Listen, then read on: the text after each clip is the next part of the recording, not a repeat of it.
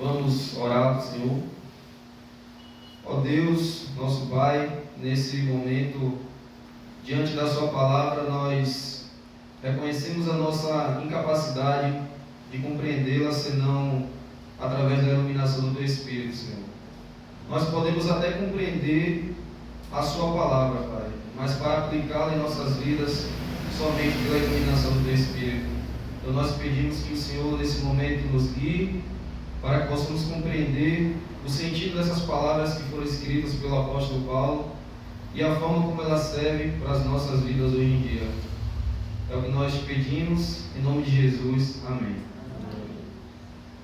Hoje me deu o capítulo mais difícil de Romanos, capítulo 7. Eu achei melhor você do que eu.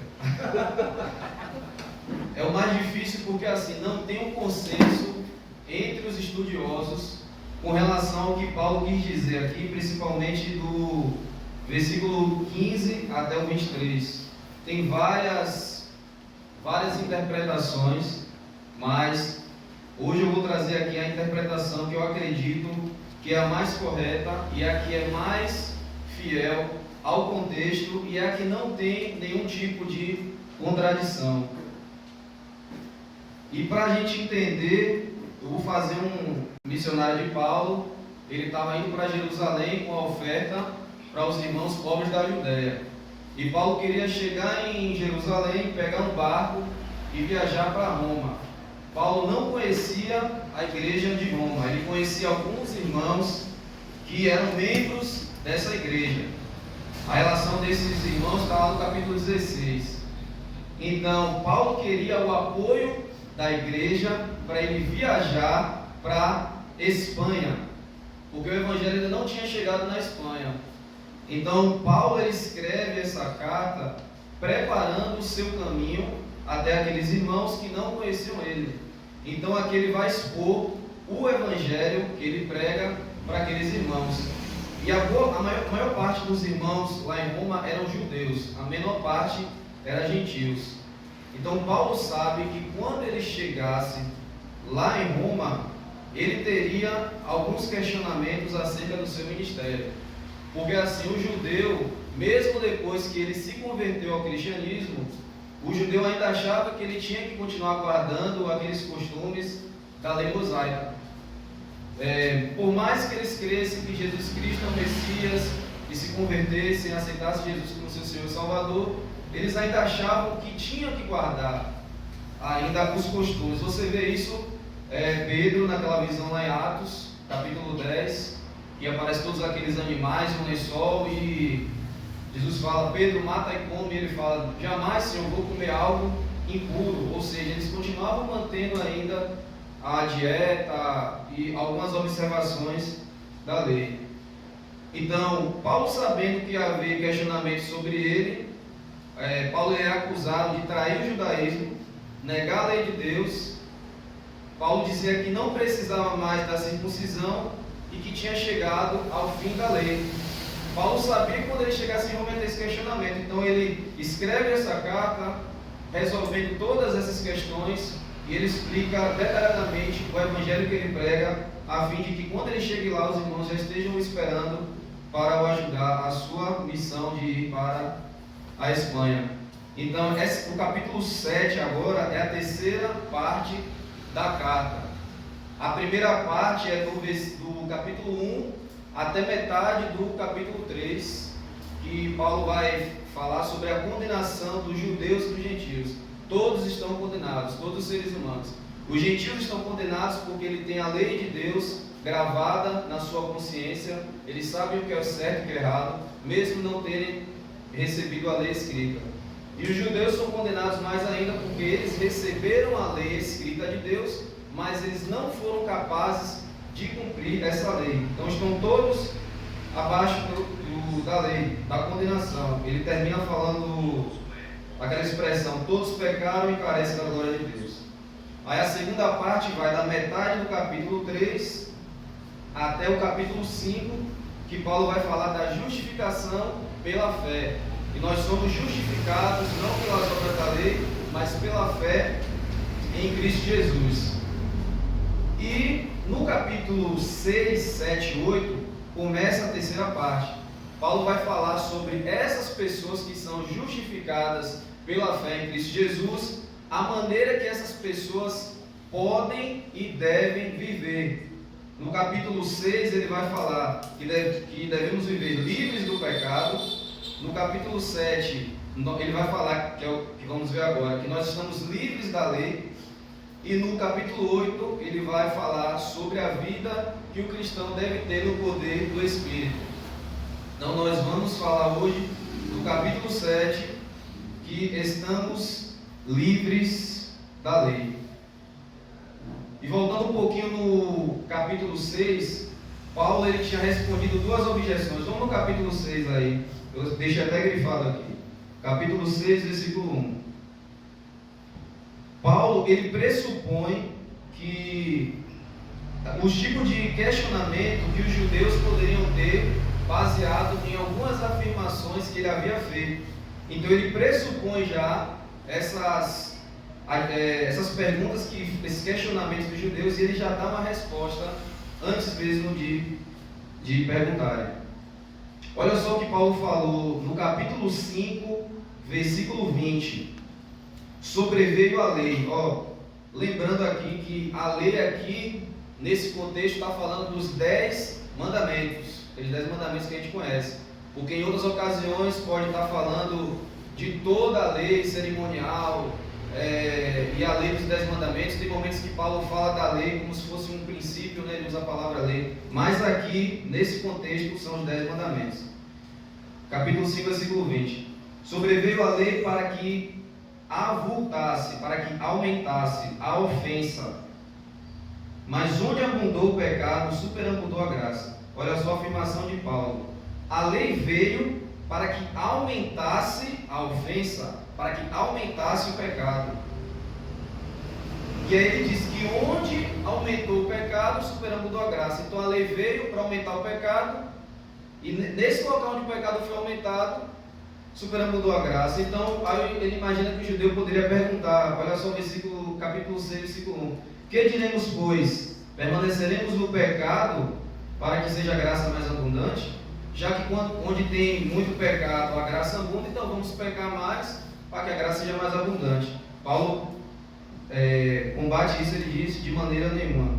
E a outra objeção está no 14, no capítulo 6, versículo 14. Porque o pecado não terá domínio sobre vocês. Por que o pecado não terá domínio sobre vocês? Pois não estáis debaixo da lei, e sim da graça. Não parece uma afirmação estranha? O pecado não tem domínio sobre você porque você não está debaixo, porque você não está debaixo da lei. Então quer dizer que quando eu estava debaixo da lei, o pecado tinha poder sobre mim. Então, qual o propósito da lei? Para que Deus fez 10 mandamentos? Que Deus diz tudo o que Ele quer: não matarás, não roubarás, não terás outros deuses diante de mim. E aí no 15 ele pressupõe a pergunta: e daí? Havemos de pecar porque não estamos debaixo da lei e sim da graça? Seria uma pergunta lógica, já que não estamos debaixo da lei, se não tem lei, não tem pecado. Então vamos pecar já que não estamos debaixo da lei. E Paulo vai dizer que de modo nenhum, mais uma vez, porque nós morremos para o pecado e nós agora temos uma união com Cristo, que é o tema desse capítulo 6. Uma vez que nós temos uma união com Cristo, nós somos capacitados para viver uma vida longe do pecado, sem o pecado estar presente nas nossas vidas. Então, vamos agora no capítulo 7, né? Vamos começar.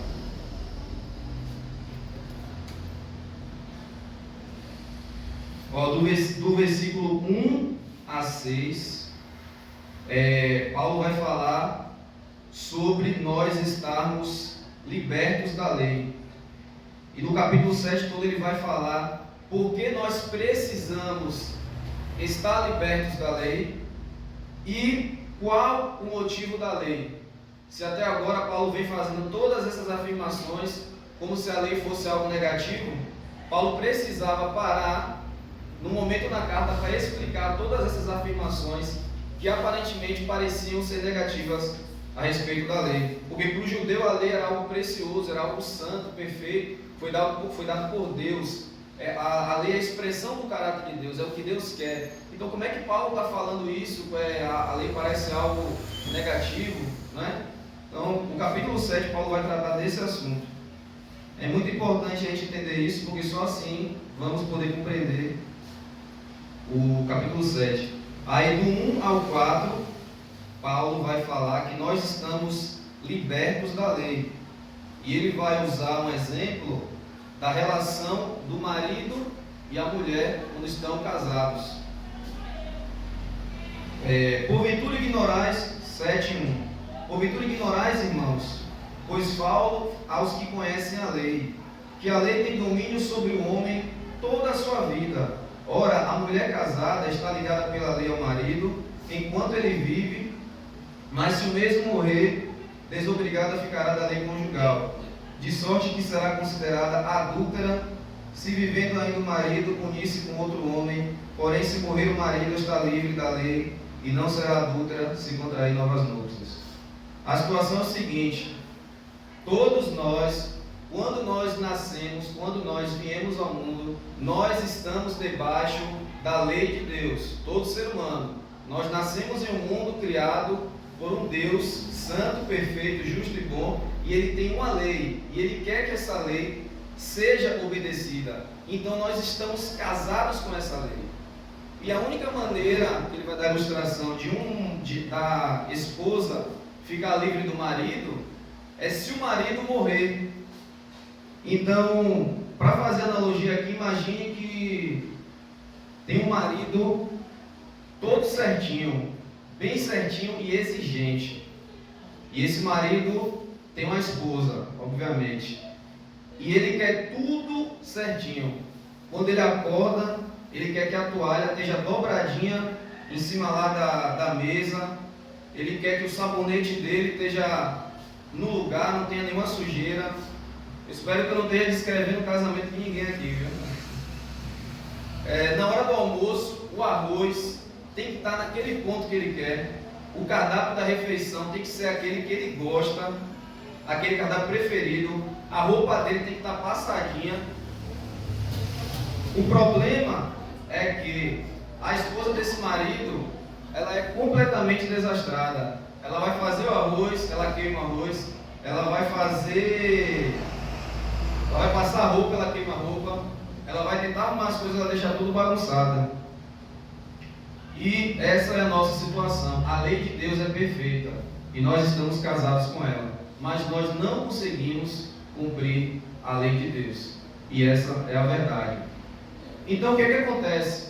A esposa, ela conhece um marido muito mais exigente do que esse antigo marido. Só que esse marido, ele é compassivo, ele é paciente, esse marido, ele perdoa, ele é bom, ele é maravilhoso, ele é companheiro.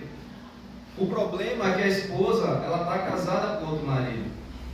Então ela não pode ficar com esse outro marido, porque senão ela vai ser adúltera. Se fosse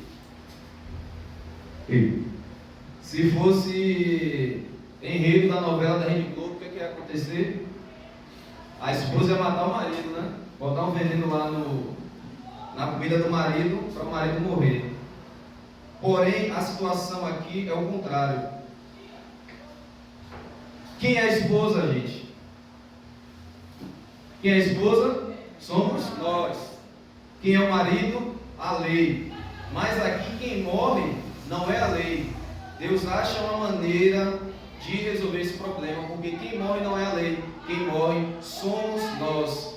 Através da morte de Cristo na cruz, nós morremos para a lei e nós estamos livres da lei. E esse livre da lei não significa que você não deve usar a lei como um parâmetro de vida e obediência a Deus, mas significa que você está livre da condenação da lei, porque a lei exige perfeição. Se você errar apenas uma vez, você já está condenado.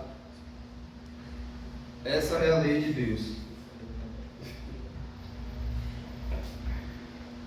A resolução está aqui, ó, versículo 4. Assim, meus irmãos, também vós morrestes relativamente à lei, por meio do corpo de Cristo. É através do corpo de Cristo, esmagado na cruz, crucificado, morto, Jesus Cristo assumindo uma natureza humana para ser nosso representante, morrendo pelos nossos pecados, pagando a culpa dos nossos pecados. Assim nós morremos da obrigação e da condenação da lei. Então, resumidamente, é o tipo da coisa: quem está no mundo está debaixo da condenação da lei, vai ser julgado de acordo com a lei, é obrigado. Quem está em Cristo está livre dessa lei, e com Cristo você tem capacitação pelo poder do Espírito Santo para obedecer a Deus, que é o que fala aqui, no versículo 5. Porque quando vivíamos segundo a carne, esse segundo a carne aqui era quando nós vivíamos sem Deus, quando nós estávamos debaixo da condenação da lei. As paixões pecaminosas, postas em realce pela lei, operavam em nossos membros é o 4. Assim, meus irmãos, também vós morreis relativamente à lei, por meio do corpo de Cristo, para pertencerdes a outro. Então agora nós pertencemos àquele que ressuscitou dentre os mortos, a fim de que frutifiquemos para Deus. Se tiver uma caneta, grife essa frase, porque ela é muito importante. O propósito de nós morrermos para a lei é a fim de que nós frutifiquemos para Deus, porque quando estávamos debaixo da lei, nós não conseguíamos de forma alguma agradar a Deus. A única maneira de você conseguir agradar a Deus é você morrendo com Cristo Jesus e se unindo a Ele com esse novo marido. E esse marido, ele é eterno porque ele ressuscitou e vive e reina para sempre. No versículo 5, o versículo 5 e o 6 são muito importantes. É o ponto central aqui. O versículo 5, ele vai falar sobre a vida debaixo da lei, que vai ser o resto do capítulo 7 todo, que vai falar sobre a vida debaixo da lei. E o versículo 6 vai falar da vida pelo Espírito, que vai ser falado no capítulo 8. Verso 5: porque quando vivíamos segundo a carne, as paixões pecaminosas, postas em realce pela lei, operavam em nossos membros a fim de frutificarem para a morte. Ou seja, nós morremos para a lei, vivemos com Cristo para poder frutificar para Deus, porque quando nós estávamos na lei, nós não podíamos frutificar, porque a lei ela não nos faz frutificar para Deus, muito pelo contrário. Olha só o que ele falou no versículo 5, que quando você vive na lei, as paixões pecaminosas, elas são postas em realce, e ela opera em nossos membros, para frutificarmos para a morte. De que forma ela opera nos membros? Pelo que eu vejo, pelo que eu ouço, pelo que eu falo, pelo que eu pego, o que eu faço com o meu corpo. A lei faz com que o pecado opere ainda mais no meu corpo. É aquela frase que ele sempre está falando, onde não há lei, não há pecado.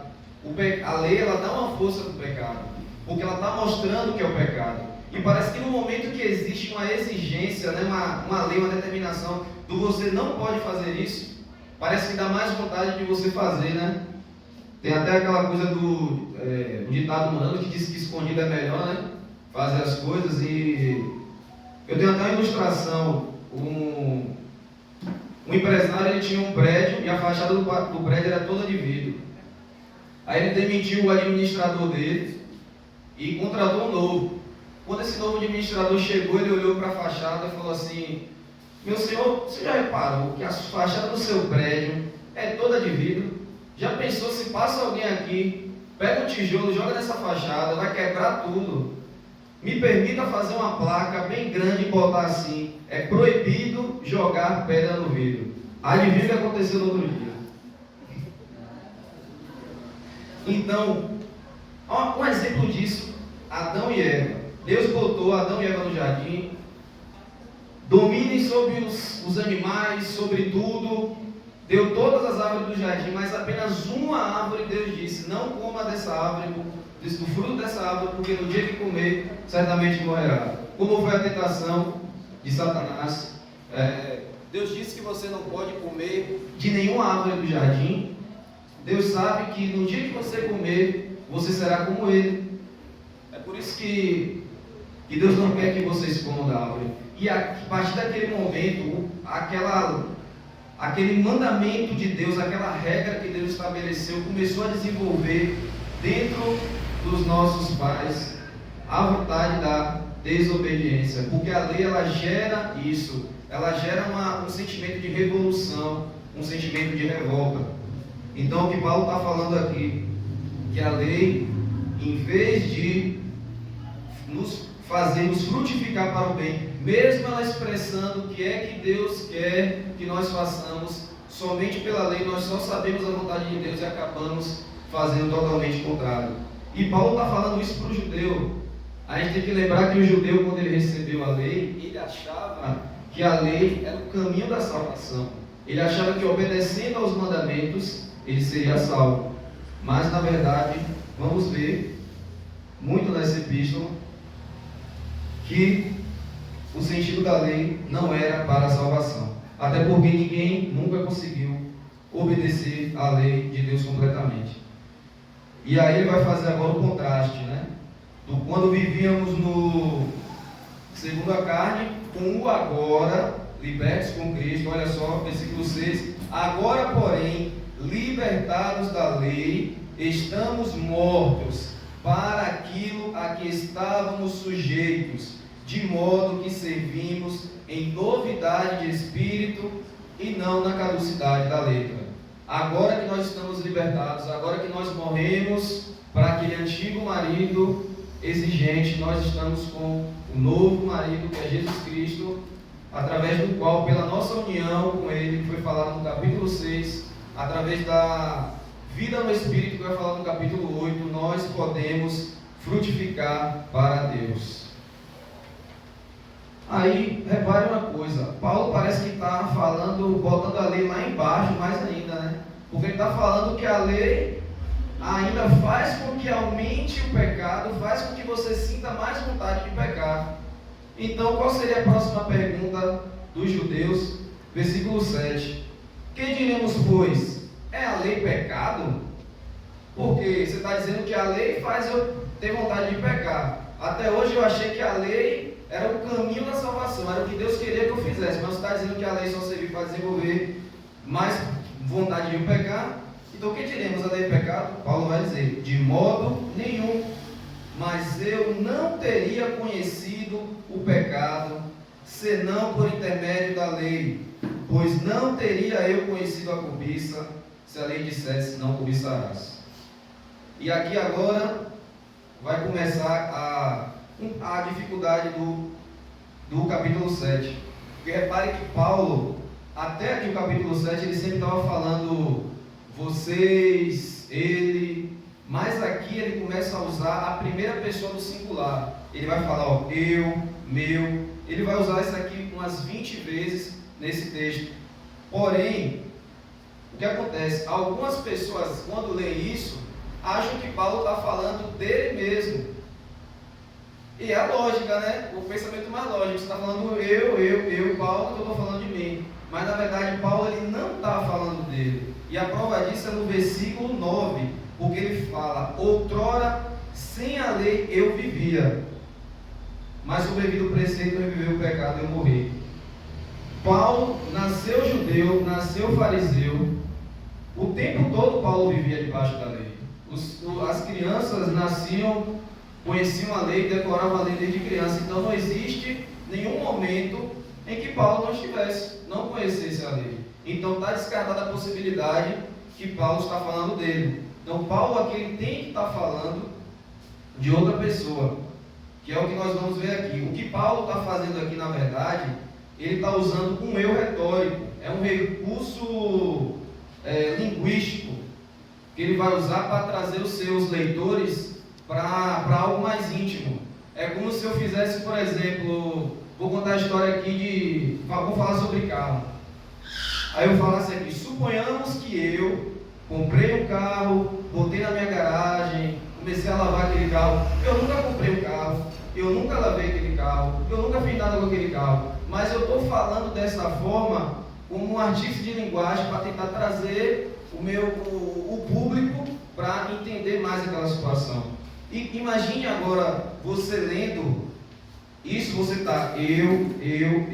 Então é como se aquela mensagem você estivesse lendo para você, imaginando aquilo com você. Então o que Paulo está falando aqui é a experiência de um judeu que tenta viver debaixo da lei, tentando ser justificado pela observância da lei, e ele falha, porque nenhum ser humano foi capaz de guardar a lei de Deus. À medida que a gente for lendo, a gente vai compreender. Então, no versículo 7, eu não teria conhecido o pecado, senão por intermédio da lei, pois não teria eu conhecido a cobiça, se a lei não dissesse não cobiçarás. Então, através do mandamento lá, não cobiçarás. Então agora o judeu, quando recebeu a lei, ele olhava e pensava, então cobiçar era pecado. Não é que ele não sabia que cobiçar era errado, mas no momento que a lei vem, o pecado vira a transgressão da lei de Deus. Antes era só algo errado, mas agora você está transgredindo o mandamento e você está sobre condenação por descumprir a ordem direta de Deus. E ele vai dizer, mas no 8, o pecado, tomando ocasião pelo mandamento, despertou em mim toda a sorte de concupiscência. A palavra original aqui é toda a sorte de cobiça. Na minha versão aqui, quando fizeram a tradução, botaram concupiscência, mas na verdade é a mesma palavra, cobiça. Então o pecado, ele se aproveita do mandamento que está proibido para despertar em mim, o eu aqui no caso, Paulo falando de um judeu que conhece a lei, despertou todo tipo de cobiça. E o não cobiçarás é o 10º mandamento. E o 10º mandamento, ele é a raiz de todos os mandamentos, se você parar para observar. O adultério. Primeiro, para você adulterar, você tem que cobiçar a mulher do seu próximo. Primeiro, para você roubar, você tem que cobiçar o que é do seu próximo. E por aí vai, isso serve para todos os outros mandamentos. Despertou em mim toda a sorte de cobiça, porque sem lei está morto o pecado. Versículo 9. Outrora, sem a lei eu vivia. Então Paulo está se colocando no lugar de um judeu, trazendo os judeus para se identificarem com aquela situação debaixo da lei. E a situação que me vem à cabeça aqui era o povo de Israel no tempo que eles não tinham lei, no tempo que eles estavam lá no Egito, os 400 anos que eles passavam no Egito. Então, outrora sem lei eu vivia, mas sobrevendo o preceito, reviveu o pecado e eu morri. Outrora sem lei eu vivia, é como se ele dissesse, outrora sem a lei eu achava que eu estava vivo, porque lá eu pecava, mas como não tinha uma lei dizendo não pode fazer isso, não pode fazer isso, eu fazia e para mim estava tudo tranquilo, eu achava que eu estava vivo. Mas no momento que tem um mandamento, tem uma lei dizendo que eu não posso fazer isso, e eu faço, eu estou vendo que eu estou condenado e que eu estou morto. Então é isso que o pecado faz. O pecado, ele se aproveita do mandamento para despertar todo tipo de cobiça, de sentimento errado e nos mata através da lei. Então nós estamos vendo, a lei, ela é para condenação do homem, é a expressão do caráter de Deus, mas o problema não está na lei, que é o que nós vamos ver aqui agora. O mandamento, versículo 10, o mandamento que me fora para a vida, verifiquei que este mesmo se tornou para a morte. Porque os mandamentos, eles são para a vida, porque não matarás, para preservar a vida do seu próximo, não adulterarás, para preservar a família do seu próximo, não dirá falso testemunho, para preservando preservando a vida da pessoa. Então,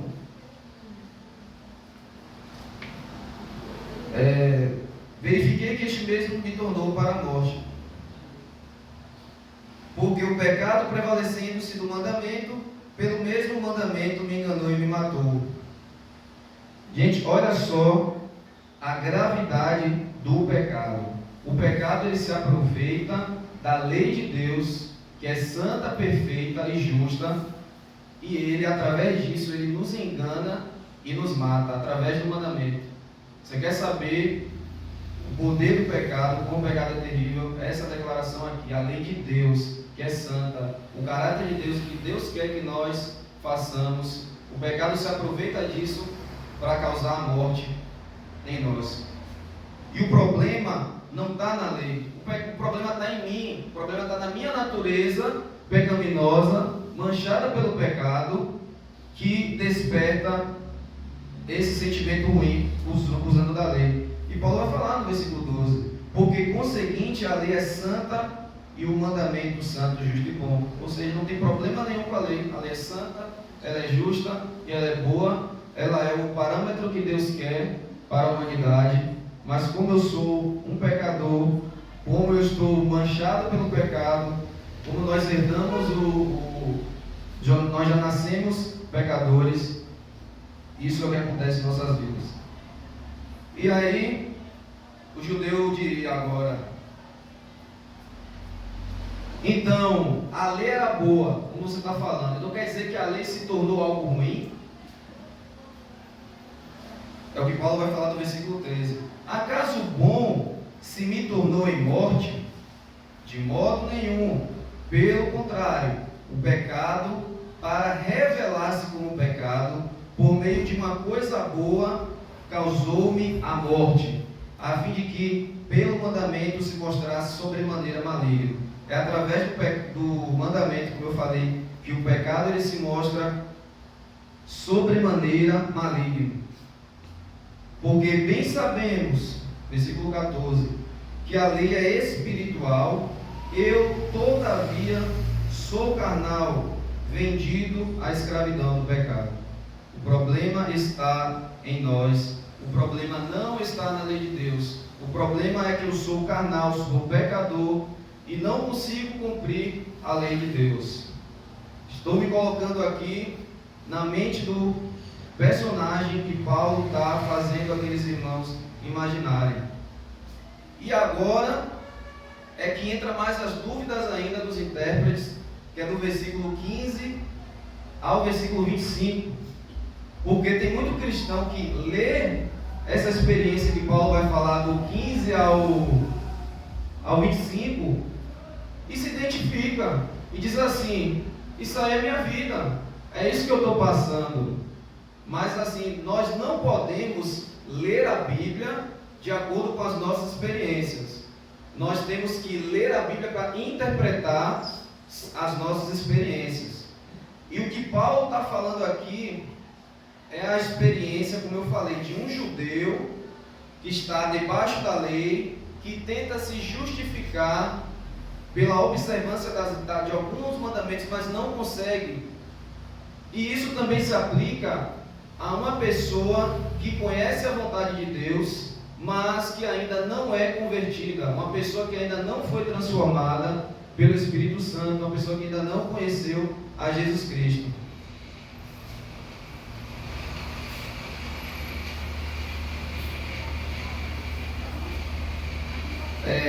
Algumas pessoas acham que esse texto aqui, Paulo está falando daquela luta que nós temos interna, né? Da carne contra o Espírito, mas nós vamos ver que não é isso. Versículo 15: porque nem mesmo compreendo o meu próprio modo de agir, pois não faço o que prefiro, e sim o que detesto.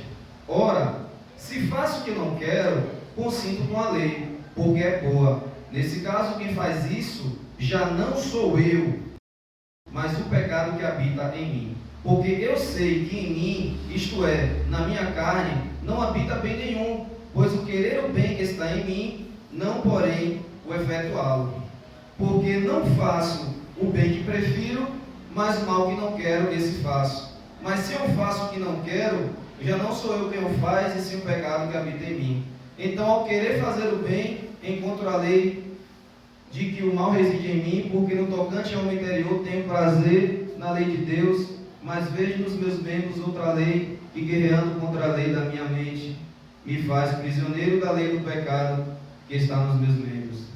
Aí, às vezes o cristão lê isso aqui e fala: isso aí é minha vida, isso é o que eu passo, eu conheço a vontade de Deus, eu quero fazer a vontade de Deus, mas eu só acabo fazendo o contrário, mesmo sabendo qual é a vontade de Deus. A pessoa lê isso aqui, faz até ufa, se o apóstolo Paulo falou isso aqui, se ele está falando isso aqui, então eu estou tranquilo, minha vida está ótima.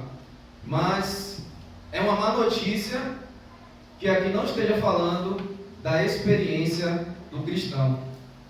Porque você repare nas palavras de Paulo, observe que é uma pessoa que conhece a lei de Deus, mas que ela sabe o que é certo, ela quer fazer o que é certo, mas ela não consegue fazer o que é certo, ela só faz o que é contrário à vontade de Deus, e ela se lamenta por isso, porque ela queria fazer o que é certo, mas ela não consegue, porque ela sente que tem a lei do pecado que habita dentro dela, que é mais forte do que ela. Só que isso daqui não está falando da luta interna que nós temos. Nós temos sim uma luta interna, que está falando lá em Gálatas capítulo 5, que a carne milita contra o espírito. Porém, a luta de Gálatas, o cristão vence. Bora lá, Gálatas capítulo 5. Deixa eu até grifado.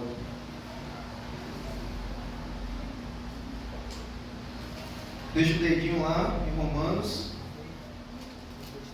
Porque a carne, capítulo 5 de Gálatas, versículo 17. Porque a carne milita contra o espírito, e o espírito contra a carne, porque são opostos entre si, para que não façais o que porventura seja do vosso querer. Mas, se sois guiados pelo Espírito, não estais sobre a lei. Volta ao versículo antes, 16. Digo, porém, andai no Espírito e jamais satisfareis a concupiscência da carne. Ou seja, se você vive no Espírito, você não cede à vontade do pecado. Então, o texto de Gálatas, sobre a guerra interna, o cristão vence. Quando eu falo de vencer, eu não estou falando de uma vitória perfeita, porque nós sabemos que nós somos imperfeitos, isso é verdade.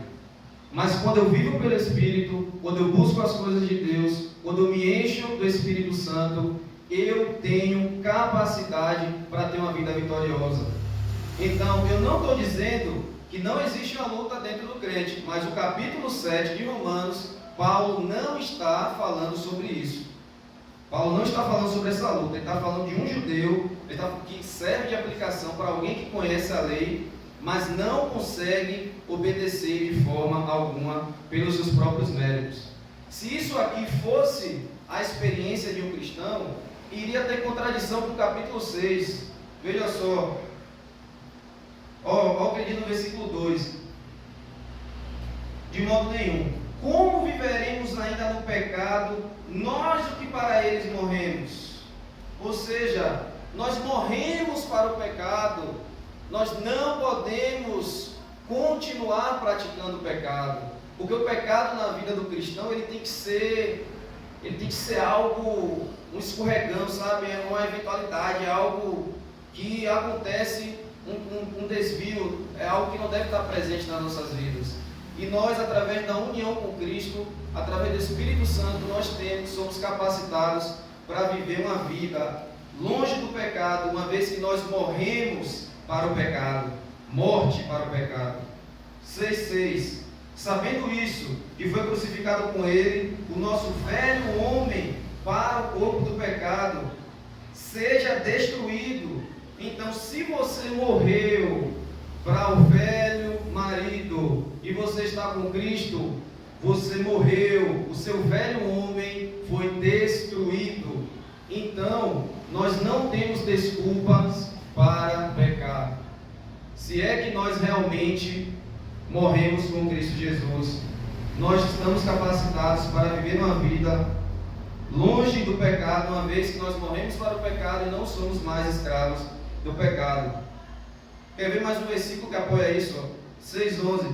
Assim também vos considerais mortos para o pecado, mas vivos para Deus em Cristo Jesus. Não reine, portanto, o pecado em vosso corpo mortal, de maneira que obedeças às suas paixões. O pecado não pode, irmãos, estar habitando na nossa vida. O pecado não pode estar reinando no nosso corpo. Se você lê essa passagem e você se identifica com essa situação, se você está pensando nisso agora, que você conhece a vontade de Deus, mas que você não está conseguindo fazer a vontade de Deus, se tem algum vício na sua vida que você não consiga se libertar, algum vício imoral, seja ele qual for, algum vício de droga, algum vício com pornografia, algum tipo de ira, algum comportamento que você tem que você não consegue se controlar, e meu irmão, eu te convido a fazer uma análise da sua vida, porque isso aqui Paulo ele não está falando de um cristão, ele está falando de uma pessoa que não nasceu de novo. Se isso está presente na sua vida, é duas coisas: ou você ainda não nasceu de novo, ou você está tentando viver a vida cristã pelos métodos errados.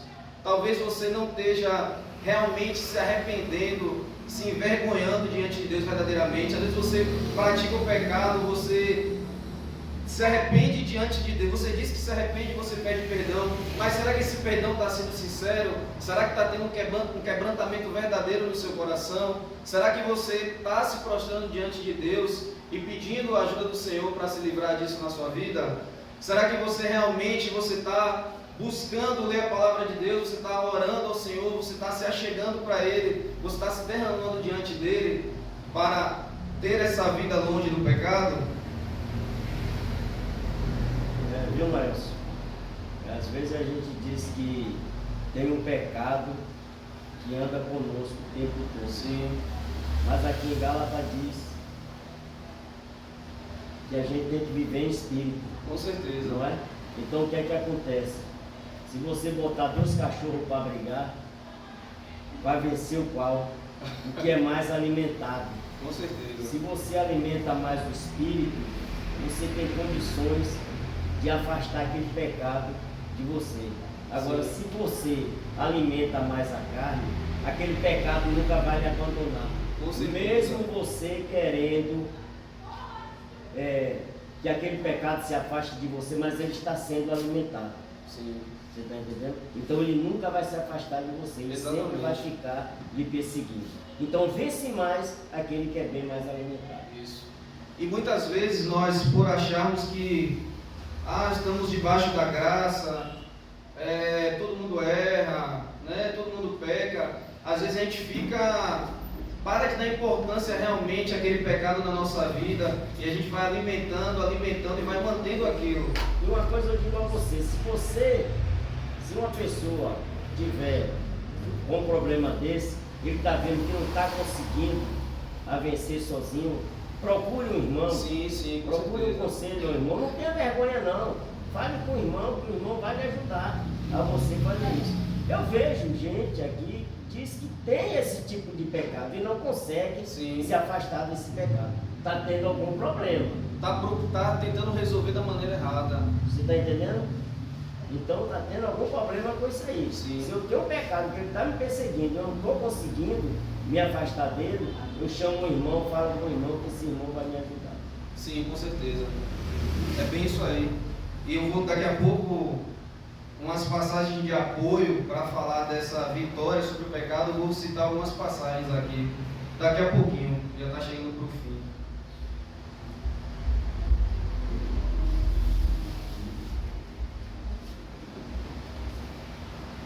Então, falando agora dos leitores de Paulo, né? O judeu ele tinha prazer na lei de Deus, mas ele não conseguia guardar a lei.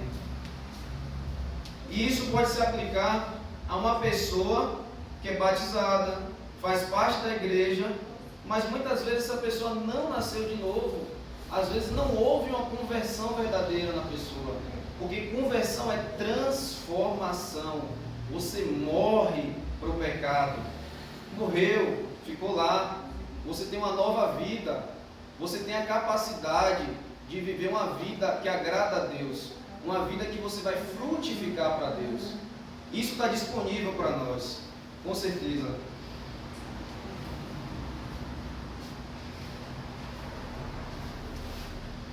O que nós precisamos,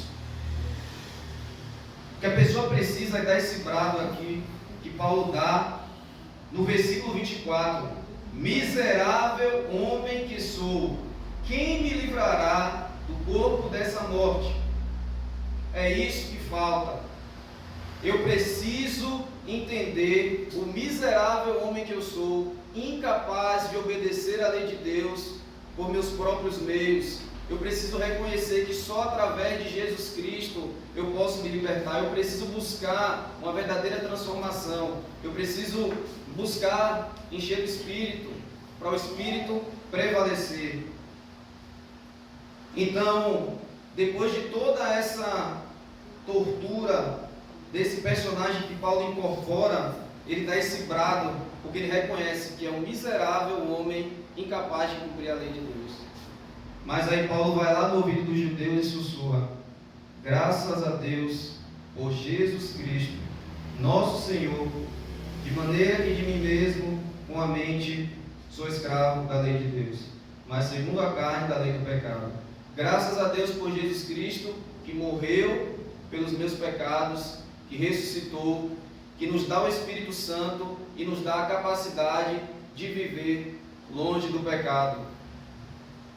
Essa é a única maneira. Se você está no mundo ainda, não adianta. Você pode ser um bom pai de família, você pode ser o dono de uma empresa, você pode ser um funcionário, você pode ser um homem honesto, direito, não faço mal a ninguém, não roubo, não mato, não adultero. Não adianta. Você não consegue cumprir a lei de Deus. A única maneira é através de Jesus Cristo. E se você está em Cristo, analise sua vida. Você está vitorioso? Você se encaixa nessa história que Paulo está falando aqui? Ou você está tendo vitória sobre o pecado? Ou você consegue, no fim do dia, você consegue olhar para Deus e dizer: Senhor, eu sei que eu sou imperfeito, eu sei que eu tenho os meus defeitos, mas hoje, Pai, eu sinto que eu consegui obedecer ao Senhor. Hoje eu senti que eu consegui fazer a sua vontade. Em qual das duas situações você se encaixa? Que Deus toque no seu coração essa noite, que você analise a sua vida e possa meditar. Eu vou ler aqui agora, era para ter feito antes, mas eu lembrei agora, de umas passagens do Novo Testamento que vão enfatizar isso. Começando eu vou ler Gálatas, que a gente leu, para finalizar. Agora eu vou ler o capítulo 5, versículo 25. Se vivemos no Espírito, andemos também no Espírito. Não nos deixemos possuir de vanglória, provocando uns aos outros, tendo inveja uns dos outros. Se nós vivermos no Espírito, nós podemos viver uma vida que agrada a Deus. Na sequência agora Efésios capítulo 6, que fala da armadura. Então nós vivemos numa luta interna, e aqui em Efésios está falando de uma luta contra principados e potestades e tudo mais. E olha só o que Paulo fala. Paulo fala que nós temos uma armadura que nos reveste para poder lutar contra o pecado e contra Satanás e seus anjos. 10. Quanto ao mais, sede fortalecidos no Senhor e na força do seu poder. Capítulo 6 de Efésios, versículo 10. Agora o 11. Revestimos de toda a armadura de Deus, para poderes ficar firmes contra as ciladas do diabo. Porque a nossa luta não é contra o sangue e a carne, e sim contra os principados e potestades, contra os dominadores desse mundo tenebroso, contra as forças espirituais do mal nas regiões celestes. Portanto, tomai toda a armadura de Deus, para que possais resistir no dia mau, e depois de teres vencido tudo, permanecer inabaláveis. Estai, pois, firmes, cingindo-vos com a verdade e vestindo-vos da couraça da justiça. Calçai os pés com a preparação do evangelho da paz, embraçando sempre o escudo da fé, com o qual podereis apagar todos os dardos inflamados do maligno. Tomai também o capacete da salvação e a espada do Espírito, que é a palavra de Deus, com toda oração e súplica. Você tem se alimentado da palavra de Deus? Você tem orado? Você tem suplicado? Você tem vigiado em espírito? Você tem perseverado? Você tem suplicado por seus irmãos? É essa a armadura de Deus. Você tem se revestido da armadura de Deus? Ou você está sendo esse possível cristão derrotado? Filipenses, capítulo 3, versículo 8.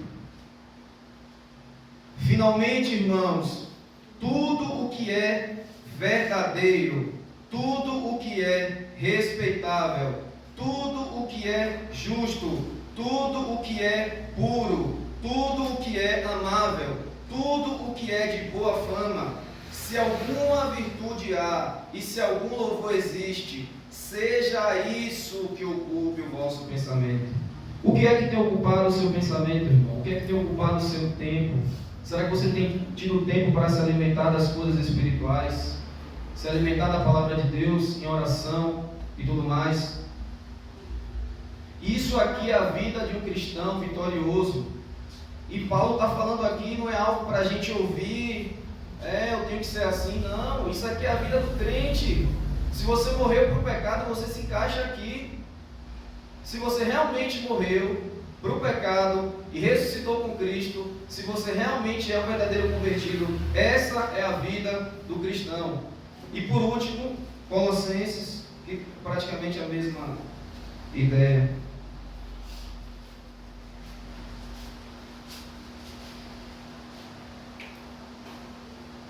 Capítulo 3, versículo 1. Portanto, se fostes ressuscitados juntamente com Cristo, buscai as coisas da onde? Lá do alto, onde Cristo vive, assentado à direita de Deus. Pensai nas coisas lá do alto, não nas que são daqui da terra, porque morrestes, e a vossa vida está oculta juntamente com Cristo, em Deus. Quando Cristo, que é a vossa vida, se manifestar, então também vós sereis manifestados com Ele em glória. 5. Fazeis, pois, morrer a vossa natureza terrena, prostituição, impureza, paixões lascivas, desejo maligno, avareza, que é idolatria. Versículo 12. Revesti-vos, pois, como eleitos de Deus, santos e amados, de ternos afetos, de misericórdia, de bondade, de humildade, de mansidão, de longanimidade. Isso que tem que habitar em nós, irmãos. 13. Suportai-vos uns aos outros. Esse suportai-vos é dar suporte. Às vezes a gente pensa que é aguentar o irmão, né? Na verdade não, é suportai-vos aos outros. Se você pegar o original grego, está falando para você dar suporte aos irmãos que estão precisando de ajuda. Se você vê um irmão que está com problema, seja no casamento, seja no trabalho, seja onde for, em vez de você criticar, em vez de você condenar o irmão, tenta chegar para aquele irmão e ajudar ele, tenta dar um conselho para aquele irmão, para que ele possa se fortalecer. Perdoai-vos mutuamente, caso alguém tenha motivo de queixa contra outrem, assim como o Senhor vos perdoou, assim também perdoai-vos. 70 vezes 7. Perdão, devemos perdoar, lembra? Acima de tudo isso, porém, esteja o amor, que é o vínculo da perfeição. Por último, versículo 17: E tudo o que fizerdes, seja em palavra, seja em ação, fazei-o em nome do Senhor Jesus, dando por ele graças a Deus Pai. Amém? Amém. Vamos ficar de pé? Vou fazer uma oração por essa mensagem e aí depois faz a oração dos pedidos.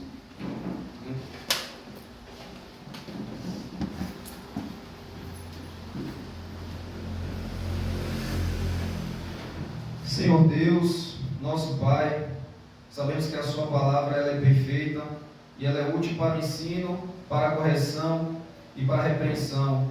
Ela nos capacita, Pai, para que sejamos íntegros e perfeitos, para que sejamos cristãos maduros, livres do pecado em nossas vidas.